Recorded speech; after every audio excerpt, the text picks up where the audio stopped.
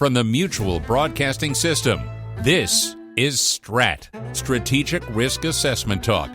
Now, retired Marine Intelligence Officer and globally recognized risk expert Hal Kempfer.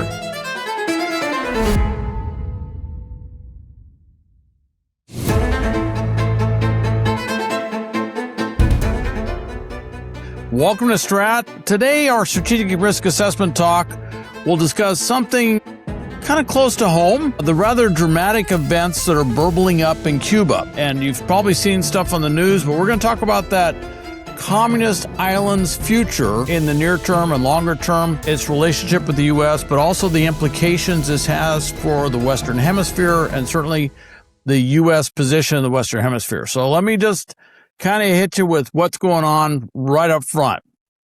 The U.S., the United States, is taking steps to indict Raul Castro, the 94-year-old former president of Cuba and the brother of Fidel Castro. You know, basically the Castro brothers ruling over Cuba, and I would argue Raul still does call the shots in Cuba since 1959.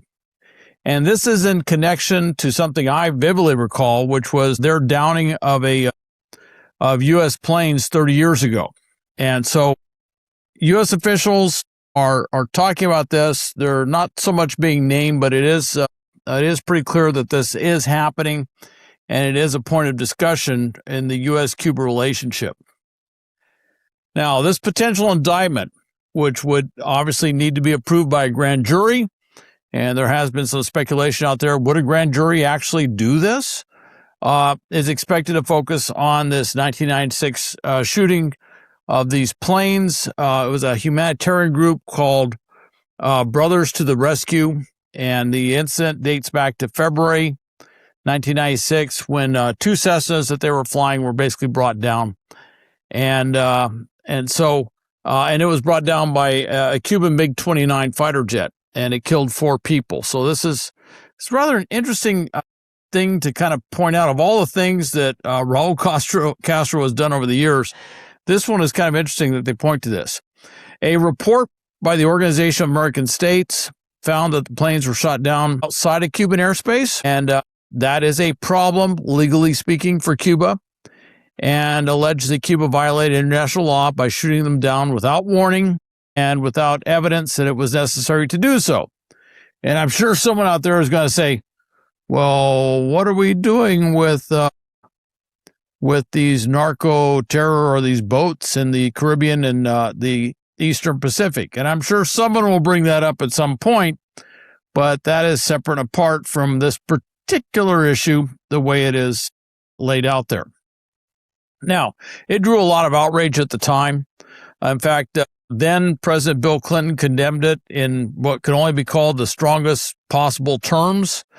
The plan comes together on this as the U.S. is putting tremendous pressure on the Cuban government as a whole. Now, just for reference, in case anybody has forgotten, Cuba is a big island south of the United States in the Caribbean, has a population of just under 11 million people. It's about 41,000 square miles, and at its closest point is only 90 miles from Florida. And some major events, obviously, 1959 was the Cuban Revolution that brought in Fidel Castro and his brother Raul into power. And then there was the Bay of Pigs invasion that happened shortly after President Kennedy had come into office in 1961 that went very, very badly. And that obviously changed things. The Cuban Missile Crisis in 1962, the Missiles of October, as they like to say, which put a whole strategic context on what Cuba was doing down there, because there were Soviet missiles, nuclear weapons that were being put on Cuban soil. And then there was waves of mass migration that took place across Cuba in the 80s and 90s and afterwards, of Cubans desperate trying to get away from Cuba, essentially, and trying to make their way to the U.S. Now, the U.S. administration has threatened heavy tariffs, not just punitive things on Cuba, but they've actually heavy tariffs on any country that exports oil to Cuba. As you may recall, the U.S. went in there last December and seized President Maduro from Venezuela, took him out of the country. He's, presently getting ready to stand trial in New York City. Rather pretty big deal because he was technically the head of state for Venezuela, but he was protected by Cuban security personnel as well. And Venezuela was really the oil lifeline for Cuba. It was what's keeping them afloat in terms of energy. And that got cut off. And Mexico was kind of starting to fill that bill. The U.S. put tremendous pressure on Mexico. All of a sudden, Mexico made a decision to no longer provide oil to Cuba. And Russia provided a short lifeline of oil that came in with a tanker, but that apparently got used up really quick. And so Cuba is out of oil, and it's out of energy, and it's out of power, and the lights are off for the most part. So Trump administration threatening heavy tariffs on any country, supporting them to deal with that energy shortage, has pretty much cut off Cuba from oil, which has cut off Cuba from having power across the country. President Trump has also talked about the need for major reforms. He talked about maybe a, quote, friendly takeover of Cuba at one point, which is kind of interesting. So all this stuff is kind of going on in the background, and it's a real question as to what we're actually seeing as Cuba's end state. But definitely we want to see the regime change, the current regime. Now, Raúl Castro, just for reference, stepped down as the leader of Cuba's Communist Party in 2021, but he's still widely seen as the most powerful figure within the country. His grandson, Raúl Guillermo Rodriguez Castro, often known as Raulito, all right, little Raúl, is viewed as both a representative of Raúl Castro and a key point of contact with the U.S. and Cuba. And actually is more important than the president right now in terms of, in many ways, U.S.-Cuba dialogue. The pressure on Cuba to pick up began to really pick up in January. The U.S. military removed Nicolas Maduro from power and then flew him to New York. And Venezuela was a key partner of Cuba going back decades. And certainly, if you go back to the Maduro regime and before, when all that was taking place, they were basically a huge part of what kept Cuba going and also enabled Cuba to export, left-wing communist stuff around the South America and Central America, and also allowed it to interface with other countries like Nicaragua and stuff like that. Even though there was direct back and forth, it basically empowered Cuba to do a lot of things that they have been doing.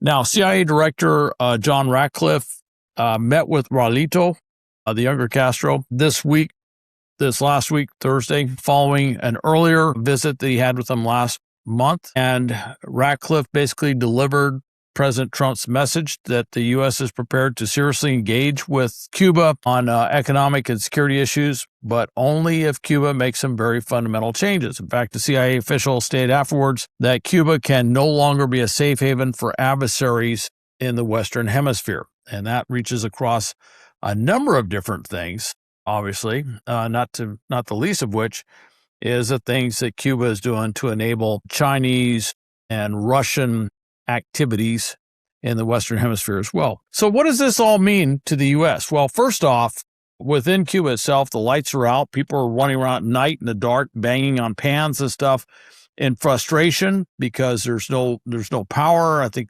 power's out like 22 hours a day there, which means it's very difficult to do basic things like cook food and things like that. So that is a huge, huge problem for Cuba. And basically, rather than a military intervention, what you're seeing is a supply chain intervention, which is just making it impossible for Cuba to function as a nation state, as an economic unit, if you will, across the board. So it's a rather interesting way of doing this. And it's not a full-on naval blockade. Certainly we saw that in 1962 with the missiles of October. That was our strategy then. But this has basically cut off energy and power to Cuba, which has basically strangled their economy, and their economy was doing very badly before that. And if you look at some of the things, well, I think the most telling thing with Cuba was they had a series of hurricanes go across Cuba, and every time the hurricanes came through, they were hitting areas that had not recovered from the previous hurricane. And that was a measure of the government's ability to respond and recover from these things. And it just kept getting worse and worse and worse. And this was not going unnoticed by the Cuban people. And so a lot of frustration in Cuba. In fact, the man on the street stuff in Cuba is very anti-regime, which is really a shift from where it was some years back. So big change in what's going on there. What does this mean strategically to the U.S. and the Western Hemisphere? It means a vast, sudden diminishment of Russian and Chinese influence in the Western Hemisphere. I mean, that was basically Cuba was the big outpost. Certainly for Russia, it was always the big outpost that they could use for a variety of different things. China kind of riding on the coattails of Russia in that regard, that they could do things in Cuba that they couldn't do elsewhere in Latin America. And so that's one of those things that they were able to do across the board, was to operate in the security sphere more directly as that was going on. Now, if you look at Bolivia, the political landscape has changed dramatically there very recently. If you look at the election of Rodrigo Paz, a pro-business conservative, took office November 8th of last year, 2025. His administration really signals a big departure from nearly 2 decades of essentially socialist rule under Evo Morales, during which time Bolivia really had distanced itself from the United States and really strengthened its ties with countries like China and Russia. Now that has shifted. He has expressed a real commitment to restoring diplomatic relations with the U.S. fully, which has been very strained since 2008, when the U.S. ambassador was essentially expelled from Bolivia. So that was a big deal. Mexico never really parted ways with the U.S. per se, but certainly there's been some very strained relationships with them. A lot of frustration with Mexico's inability to basically curtail the cartels. That has shifted. Mexico is very, very much going after the cartels. This is obviously for the president of Mexico, Claudia Sheinbaum. This has caused some tremendous political pressure for her in terms of dealing with this. Certainly the U.S. assessment has always been that, or has been certainly of late, that the cartel's influence goes very high up within the Mexican government. And that's been true for a very, very long time. I worked extensively in the war on drugs back in the 90s. That was a problem back then. And so that's a big issue. Now, there's been reports recently that CIA operatives are running not freely throughout the country, but working with a very, I would say, smaller group of Mexico security forces, very close-in activities. And the fact that 2 operatives were killed in an actual attack recently, the news of that put some strain on certainly the president of Mexico and her government. That why do you have CIA operatives doing this? Well, I would point out that there was CIA, or not CIA, but there were intelligence operations looking at the cartels for quite some time. I'd seen reports many months ago that we were flying drones and other aircraft over Mexico looking for the cartels. And we've always been very involved with Mexico and working with the counter-cartel stuff, but much more so now. And certainly as with Mexico's decision to cut off oil to Cuba, that was, to me, very telling of where the relationship with Mexico is going. And you may recall that President Trump had actually threatened to do military operations in Mexico, which, of course, Mexico complained about, that was a violation of its sovereignty, which it would have been a violation of its sovereignty. But they have very quietly, behind the scenes, done a lot of other things to deal with this in other ways. And I would mention that when you talk about that, what was reported was it was the CIA's, I think, ground operations thing, which sounds a lot like its old special activities division, which, if you go back way back when, was their paramilitary branch.